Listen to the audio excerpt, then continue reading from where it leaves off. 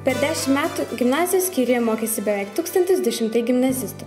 Kokią įtaką turėjo ir turi jų pasirinkimas tolimesnėms studijoms ir karjeros planavimui?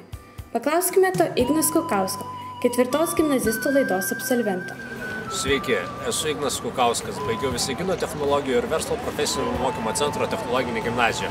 Mano pakraipa buvo informacinės ir komunikacinės technologijos. Baigęs mokslus Visagine, pradėjau studijuoti Vilniaus universitete, matematikos ir informatikos fakultete, programų sistemas. VTV PMC išmokti dalykai, ypač iš technologinės pusės, padėjo studijuojant.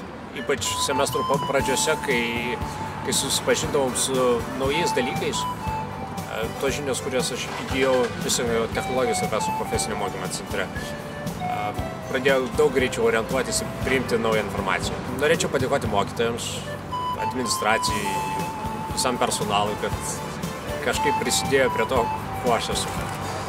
Ačiū. Ką planuoja dabartiniai 4 gimnazijos klasės mokiniai, jie papasakos patys.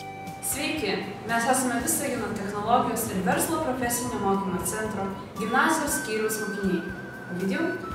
Aš mokusi 4 gimnazijos klasėje. Esu pasirinkęs verslo technologijas. Baigęs gimnazijos skyrių, aš turėsiu apsispręsti, studijuoti universitete ar tęsti mokslus čia ir įgyti pramonės įmonių prekybos konsultanto profesiją. O ką tu planuoji, Andriu? Aš pasirinkau informacinės technologijas. Baigęs gimnaziją, aš galėčiau įgyti kompiuterinės įrangos derintojo specialybę. Kadangi aš domiuosi tiksliaisiais mokslais, mokykloje turėjau galimybę gilinti savo matematikos, fizikos, bei ypač informacinių technologijų žinias.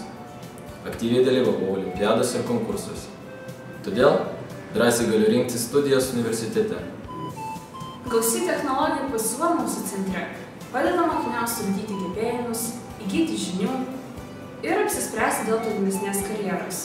Aš pasirinkau verslo technologijas, nes savo ateitį planuoju sieti su rinkodaros ar ekonomikos studijomis. Kviečiame jūs mokytis mūsų Visagino technologijos ir verslo profesinio mokymo centre.